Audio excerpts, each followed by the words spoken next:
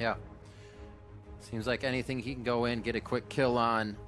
Maybe stay in there for a while if he's on the Olaf, or maybe get out if he's on that Nidalee. We'll see what they switch around to this time. The band's somewhat the same. They don't like that Karma on the side of Immortals or the Jack, so two of those picks that we saw from CLG last game definitely playing on the minds of Immortals. Yeah, Immortals had banned out Vladimir, Ryze, and Azir, and right now CLG are saying, okay, well, we banned out Olaf and Aurelia as well on top of this Rumble, so we had to change some of that up.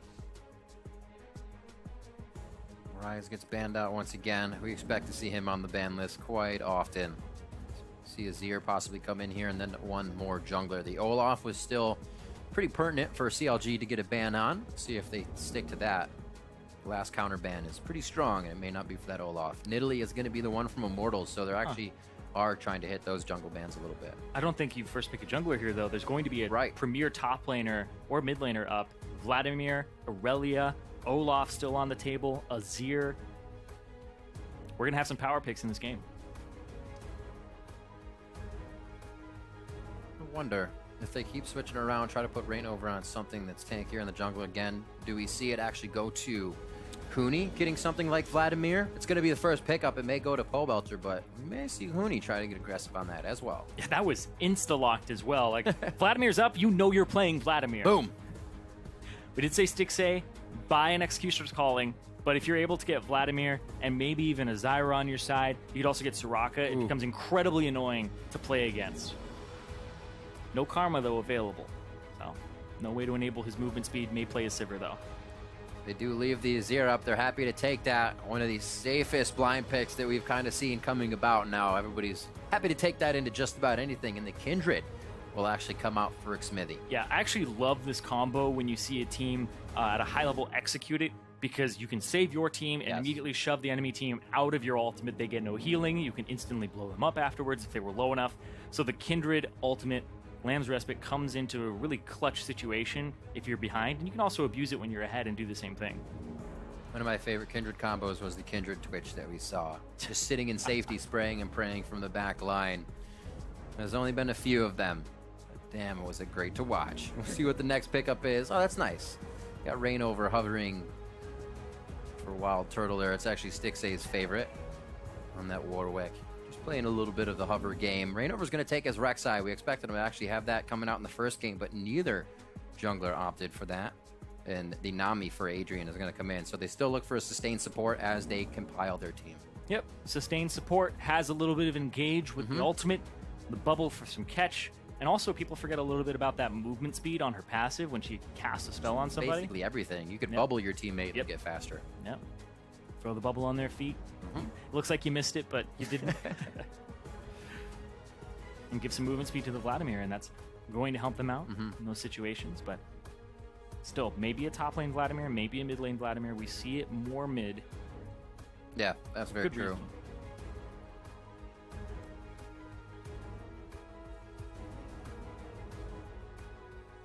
The slow lock-in, always from Counter Logic Gaming, letting that time tick down, kind of putting pressure on the other team. Cloud9 likes to do this with the timer as well. Let that tick down, and then you lock them in. You cause the other team to have a bit of discussion, but during that discussion, they're also wasting their time.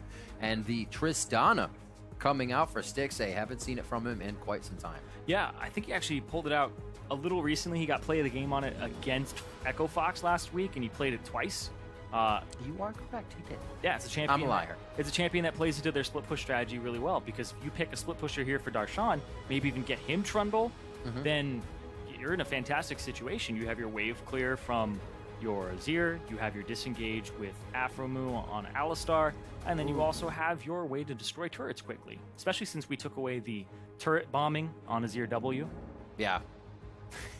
So you did a different way. Maybe you can make turrets, but you can't take them down as fast there. I was going to think maybe Immortals brings back the Jinx. If we go for another lane swap, is it going to be the Demolition team that we used to see coming out in the spring split from teams where they try to drop turrets as fast as possible? But it's not the Jinx lock-in again for Turtle. It's the Ezreal and Lissandra for the last two picks here on the side of Immortals. Yeah, still flex picks here. Could be top lane, could be mid lane. We've seen Pobelter play a large amount of Lissandra in the past. Very heavy on the AP. side, if you would, to create a team. Lissandra Vlad. It's actually very heavy on AP. Ezreal does a decent amount of AP damage or magic damage with the W, with the R. So once he ends up getting his Iceborne Gauntlet on top of his Muramana, then he's dealing a decent amount of physical damage. And he'll probably get Blade of the Ruined King as well, but... Ooh. Yep.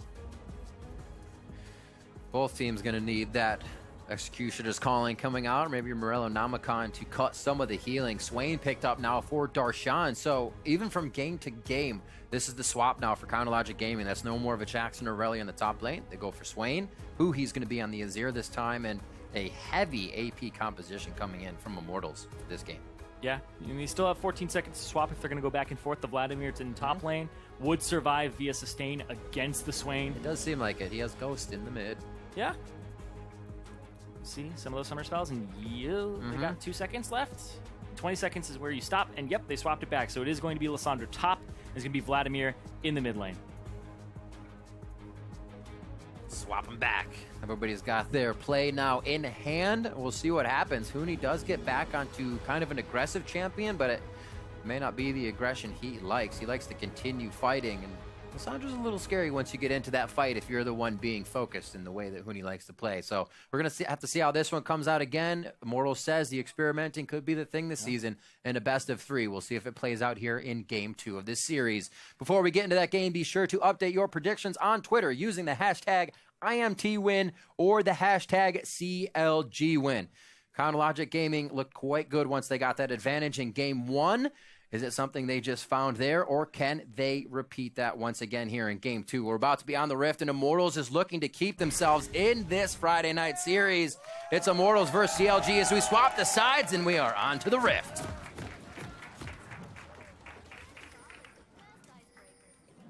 And I was noticing the keystones when they were loading in, and Aphromoo has Windspeaker's Blessing on Alistar, and Alistar did take nerfs. The ultimate got nerfed to 50, 60, 70% now instead of flat 70 at all ranks. So he's actually very easy to kill early on, and we haven't seen too many Windspeakers recently, but Windspeaker's Blessing on Alistar was something that Adrian was doing and talking about a whole bunch very early on in last split. And it's funny because Adrian was the one who went to the international, or sorry, Aphromoo was the one who went to the international competition at MSI, and he took Adrian's champion pool. Basically, yeah. Took his champion pool there, so there's got to be a little bit of bad blood there because Adrian's like, I came up with this stuff, and he wasn't the one who got to display it on the world stage. Be like, I'll show you how to use it. Like, now he'll show you how to defeat it. You play this? You play this? I play this. I guess I play it. Well, here comes the early invades once again. We'll see if CLG once again tries to get a bit of an upper hand here, do some damage, blow a flash, figure out a way to have the advantage in the early game. Yeah, I feel as though CLG may want a lane swap because they don't have a ranged support. I think that you try to avoid the 2-on-2. Say it ain't so. And I think that even for like the level 6 for Huni, once you're able to lock up Darshan's Swain, you make the Rek'Sai gank that much easier to pull off. So I think it's very beneficial to actually have your Lissandra against the Swain early on, even though the Swain is a big bully. Yep. But I definitely think that having your ranged advantage in the bot lane is worth a lot more too. Looks like Darshan's going to try to get there right away. Same actually with Huni this time. Yeah. Just going to take a cow slap to the face. It's all right. You gave him bandit gold. He's getting rich. Oh, yeah. Darshan got 1 CS throughout the queue. And Beatrice picked him up 1.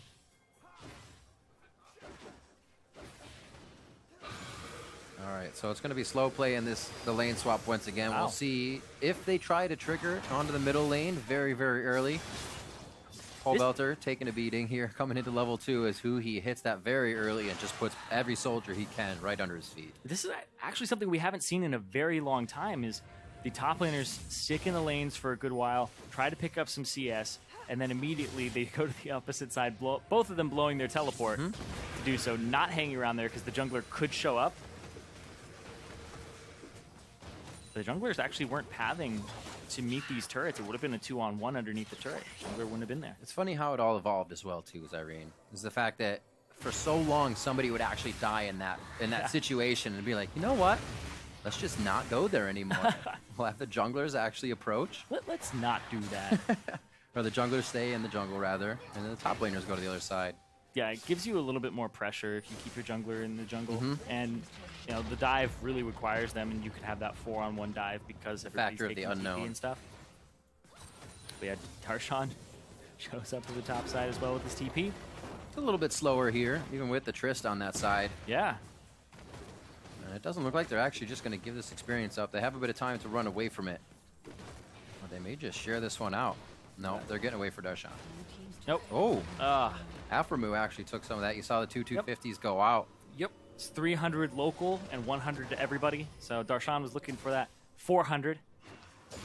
Only got 250 out of it. Got undercut. Only about 250. Mid lane, Xmithy showing a little bit of love to see if he can get Pole Belter to go aggressive as who he approaches the turret, but much quieter of a game here in the mid lane. Not as easy to gank Pole Belter, who he can get himself to safety as well. And now Pole Belter starts walking up towards that side. Takes a lot of damage here from Huhi. And Azir's the champion that he was showing up in the late game on. So if CLG, well, it ends up going to late game, and that's usually what Immortals want here with the Vladimir pick. CLG are in a great spot with their composition as well. Oh. All right. So jungler knowledge doesn't always feel good when you find them just at the edge of the lane. And now Xmithy's kind of like, well, I got to make up for that. Where can I go? Luckily, Aframu is already getting deep vision. Yeah, Aframu getting the deep vision. Whoop! Hey, surprise! Finds Aframu. And Huni actually slips by there.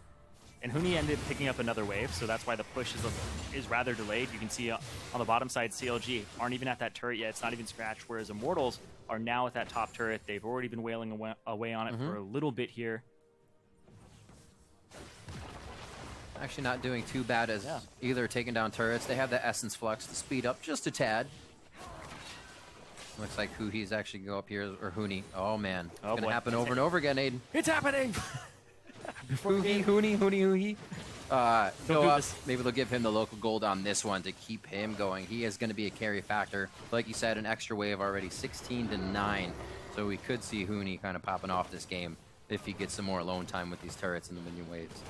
CLG trying to scrap up what they can, just a little bit behind pace on this, but they should be able to catch up with the Tristana destruction. Look like it's split gold again between the support and the top laner. So another wave is needed, though. You have to wait for this next one. A little bit slow here, which allows Huni to hold that top wave. And Immortals actually didn't ward the lane. After this, you typically see the ward. Oh, well, hold on. Rainover. Rainover gets boxed into the turret. Don't think he wanted this one, and he's going to have to get himself out very quickly. Darshan did get solo for that one. Yeah, holds his flash. Has to actually go clear a camp out now and get a little bit of HP back afterwards. And then back and purchase. But that's the Emperor's Divide from Huhi. At the end of the day, though, it does actually end up not being that favorable for Huhi. Oh, and they're just going to shove this one in, too, so... Oh boy. Okay, so top lane right now, that ward is not in the right place. They're not going to see Stixxay come out until a little bit later, and okay, he backs off anyway because he actually takes it from the timing. Right. Well played there, because that ward is usually further forward, and you have somebody who is in that top lane shoving with you ward the tri-brush so that they can't sneak around like that. Because if they had both members there, CLG could have actually just come around, but Huni timed it. Got pretty lucky there. Yeah. Even having his ward just a little too deep. I'll watch him make a teleport play on that in just a few minutes to come when we see Stixxay up there by himself. Possibilities are endless. And it's going, once again, towards these tier 2s. It just looks like both teams are content to open up the map. Kind of like, get the income, use the income. Who can use it better at that point? We're okay with you getting this far into the map. They just saw Huni pass by as well, so they know 4 members in this top side. They're just going to continue to push it out. And Huni is the one. He can't get close to this because Aframu could flash Pulverize and then headbutt him back into the team. So just be careful. Same push on the bot lane. This is what would be expected in the mid lane last time. This is guys big. Just hanging out. And Counterlogic Gaming, from being behind turrets, now they're ahead. Yeah, and they're going to keep pushing. They have the Tristana. Push, get some damage on the turret. Huni has to actually equalize it out. And now you can see Wild Turtle, he's actually struggling to get to that turret. If you TP to this, you shut it down and you stop it. It was a back, but it is actually going to be the TP. Is he able to stop that in time? It looks like he'll have just enough time to get there. And or Wild Turtle, rather, he's going to pressure it. He can't get it. I don't think he'll have enough. And the timing of CLG here, seeming like they're just a few seconds behind, pull it a few seconds ahead. And this lead may be lost here as Immortals is actually trying to route them through the jungle. Xmithy's just on the other side. He's going to try to deter them and say, no, turn around. Walk this way. They bite for a second. Xmithy may have just disengaged that by attacking from behind. But he may be up the river without a paddle now. Yeah, he has to kind of give him the runaround now. Try to execute. Oh, 15 seconds. He was attacked by Rek'Sai. Looks like he's going to try to hop over the wall. And he a wall that Reignover can use. And it's just going to be the fight out. At least he kind of denies an assist coming in on this one. It is going to be a solo kill. No, there is an assist there. There must have been a speed up on Adrian. He must have hit Reignover with the passive. Ended up giving him the E, the Tidecaller's Blessing, allowing him to actually do a little bit more of a slow, but still it doesn't matter. Didn't get those autos off until it was worn off. Immortals returning to the Dragon Pit. They had control over these and Rift Herald in Game 1. Still lacked the advantage, trying to find that now. After they have a bit of, I'd say, a map control lead, but they're trying to recover this CLG, and this is where they were trying to find Huni. There's going to be a few more shots for him. He goes in the Frozen Tomb just for a second. Just for a second, but it's going to be a take. Oh! He waits for the jump, causes Stixxay to blow his flash, which in the end may prove useful, but for now it means Huni down. Yeah, Huni gets caught out. But like you said, up the river without a paddle, went too far forward, and that's what these lane swaps are trying to do, is open up the map so that these types of situations can happen for your team. Afromu plays it beautifully. Stixxay is there as well. So jumps on him as soon as he uses his E to try and get away. Little take with the red buff here, and we'll see this once again. It's almost like this is what CLG used to do. You can see the vision, right? And then Afromu out of nowhere, over the wall. Flash, pulverize, flash headbutt, pulverize. And Huni actually blows his ultimate on himself there just to blow the flash afterwards. Stixxay then, has to blow his to chase him down. Good initial ward there as well to keep vision on wherever Huni could have gone in flashing. Exactly. But as I was saying, it kind of replicates what Counterlogic Gaming used to do with a slightly different comp. Before that would have been a Morgana binding Huni down, and then they would have just locked it up. Now it's an Alistar, now it's a Bard, Cosmic Binding, but they're still going back to the rotation game now, finding one or two people out and gaining the advantage there. Yeah, rotation, and Afromu has always been a great pick player. Goes back to the Bard, goes back to the Morgana. Seems like once he's in his opponent's head, he can always play the path they're going to take, and he makes it look seamless. Yeah, and you actually have to worry a lot about him as a support. Most supports, like even just in like solo queue and like normal games and stuff like that, you don't have to worry about them too much, and it's like the Blitzcrank pressure is the only time where you're just like, he could be here. Well, Afromu plays like that with every champion, where you do have to worry about him possibly being over that wall and pulling you into his team, or his team and him engaging on you. So controlling the fog really well and actually getting these picks off. See if Immortals can control Rift Herald once again. CLG will have eyes on. A level 4 Afromu is trying to front on a level 9 Reignover right now. I don't think he wants to get any closer than that. Reignover, level 9 on this Rek'Sai champion that he's been fantastic at, honestly. Very close to that Olaf play. His Rek'Sai so strong. Who he needs to step out of this one is Afromu, giving a bit of space to that bubble. They may not have enough to hold down the mid turret. CLG was able to drop this first in Game 1. We'll see how they can recoup dropping their turret first. Yeah, it's so hard to lane against a Vladimir, so pushing him out of lane. Pobelter a little far forward, though. Pulls out. They know he won't be returning, and that kind of gives them the room to re-engage or at least save their turret with a sliver of health here. And they finally get themselves off of it. Immortals looks like they're going to step back just for a quick 1-2. Wild Turtle seems like he wants it pretty bad. He's going to have to wait for the team to come back, though. Very, very slow game for the top laners. 12 minutes, 40 seconds in, and we're looking at 65 and 47 CS. So they're almost like hurt in this instance right now. Exactly the same as their junglers. It's that synergy. They are the exact same as their junglers. Oh, he messed it up. That's our featured matchup as well. And Rainover 2 games in a row has had quite a CS lead on Xmithy. Yeah. But Xmithy is working his resources very well with the little that he's actually been getting and the opportunities they're making. Yeah, Rainover's the 1,000 gold up right now, so he's basically all of this lead. He has that kill from the first blood that he got on Xmithy, and he's been able to use the pressure. He ended up burrowing while they were doing Rift Herald to check and see if anybody else was around, and saw one person, saw Stixay. So he was just like, oh, there's only one guy, so let's continue to do it, and just have the rest of Immortals play to this side. And now Huni on the top side with that Rift Herald. He gets to push in a little bit more, clear out these pink wards if he can find them. Got one. Here it is. But that other one, though. Cannot has. Xmithy. Looks like he might be coming up. Seems like Oh, he used his E! Xmithy will be seen at Raptors first. See how hard they commit on it? Like you said, used his E. There's no way for him to go anywhere. He's not TPing out, and he definitely wouldn't flash for that one. So Stixay, Alpha Moon, knowing they can pick up another kill, this will help Stixay get going a little bit more now, as that is 1-0-1 for him. Yeah, no flash there from Huni to use, and didn't even use his ultimate that time. No. Possibly saving it for a TP play once he comes back up.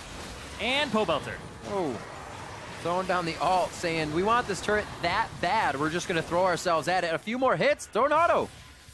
Not going to do it. Crimson Rush wears off. He doesn't get any extra healing out of that. And they kind of slowly keep wearing away at this mid turret. Get it eventually, but Chronologic Gaming putting a lot of defense and resources here. And it might actually catch Wild Turtle and Gang off guard. Wild Turtle sitting on 2,500 gold right now without spending it. That is dangerous to be fighting with outside. Looks like they will get it, and they'll have even more. So they're going to back off and go ahead and spend it. Yeah, that 2,600 for him in the pocket. Woo. Back up, complete his Manamune, and start going towards that Iceborne Gauntlet, or maybe just finish the Iceborne flat out, because it's around 2,600 from the... Yeah, it's a lot of gold. People yell at me on my stream when I'm out in the Rift with that much gold. Like, look at this silver guy. There's like a 5K on him? Oh, aren't you gold now? Go spend it. Shh. 15 minutes in. Looks like CS leads, other than what's happening in the jungle and the top lane, pretty much even here. We're expecting Huni to kind of go off in game 2. Not very happy with his game 1 performance, most likely on that Trundle. Back to somewhat of a carry, as the analyst has said, and most people were probably thinking he needed to be on. Yeah, and the big thing for me is just backline access, because Huni is great at killing the backline and knowing when to dive. And that's what he wasn't able to do on Trundle. When he played Trundle into Jax, he was playing Jax's game. He was playing Darshan's game. Yeah. Even with the Rift Herald buff, he couldn't get an advantage. And all he had to do was split push, and it wasn't a good pick for him. Maybe it fit the composition, but it wasn't a good pick for Huni. Huni on this Lissandra, sure, it's an AP-heavy team, but now he gets to bully Stixay in the team fight. Stixay always has to watch out for him. Aflamu has to cover the possibility that the E can come towards Stixay. Right. And that's the thing, is Huni pressuring your squishies, pressuring your big damage dealers, is what he's all about. He won't have a lot of safety for a while either. That's not a Mikhail's being built up by Afro Moon. He's the Aegis right now. Looking for that locket. He can get himself out with the cleanse, but you're right, Huni's definitely going to have a target once he gets to that back line. Pushing another Ocean. Man, they're going to be able to hang out all day on the Rift now with that sustain. Mid turret still looking to go down on the side of Immortals, something they've been able to stop very nicely this game. Look how healthy that thing is. That means CLG will have a very hard time getting those forward wards in. We saw them controlling the map with last time. And Darshan, not as much safety. It's almost the people of, or the teammates of CLG are his wards. You can see adding safety down through the river. This isn't TSM a year ago, Riv. His teammates aren't wards, they're people too. But yeah, CLG, they're kind of, like you said, using their bodies to check. At the same time, they do get some vision down there on the bottom side, and Darshan can't really push past this point. He will definitely know better, because his team was punishing Huni in that spot on the opposite side of the map. So decides to back right there, shoves the wave into Huni, and now it's kind of just it's one of those Dragon Ball Z games where you just power up 30 minutes and then you fight.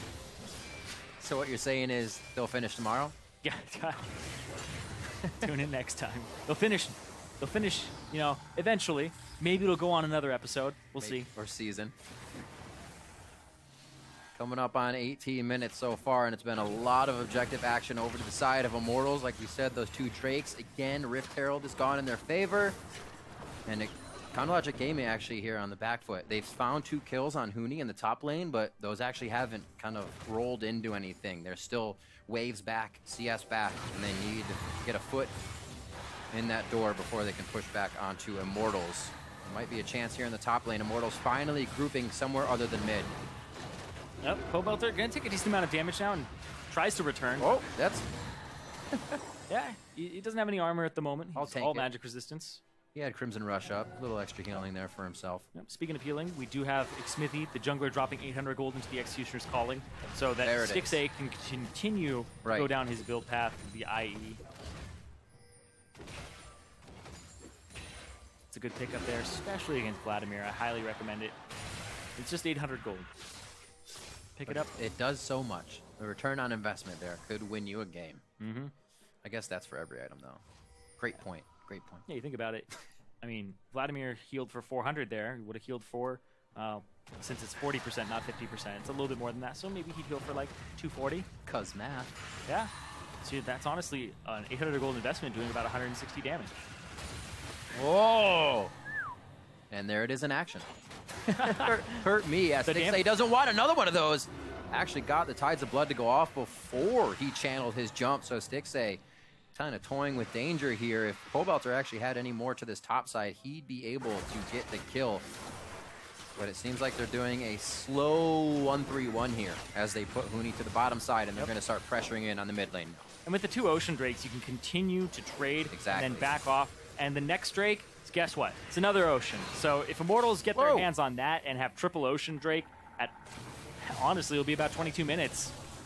And they're just in a great place to siege. And you can see, even with an Azir, Huhi still coming online. Does not have the Rylai's Crystal Scepter just yet, so waiting on that to come through. And then he really has a way to stop the siege, break the siege.